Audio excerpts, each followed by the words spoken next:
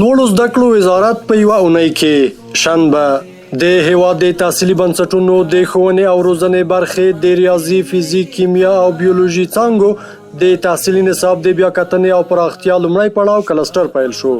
د لوړو زده کړو وزارت علمي معین په مشرۍ د تدریسي روغتونونو د چارو انسجام کمیسیون جوړ او په کار یې پیل وکړ. د کابل طبي علومو پوهنتون د تدریسي روغتونونو ډاکټرانو او محصلانو د ظرفیت لوړونې په موخه د سویټزرلند هیواد د متخصصانو پلاوی کابل ته راغی. یکشنبه د هیواد د ګرمسیرو ولایتونو د اماراتي او خصوصي تحصیلي بنسټونو محصلینو د دیني پوهې د کچې لوړولو په موخه په کندهار پوهنتون کې دایر شوی 15 ورځنی سیمینار پای ته ورسید. دوشنبه د لوړو زده کړو وزارت مالی او اداري معین په خپل کاري دفتر کې د پاکستان د ډاکټرانو او جراحانو کالج له رئیس او ملپلاوي سره وکتل.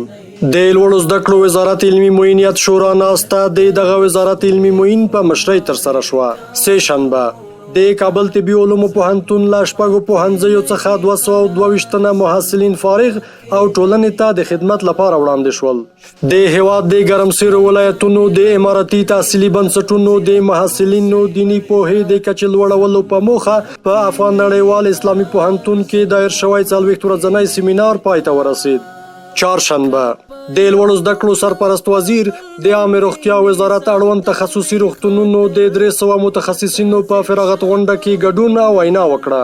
د شیخ زاید خوست پوهنتون او افغان ملي بانک ترمنځ د دوه اړخیزو همکاریو هوکړه لاسلیک شوه.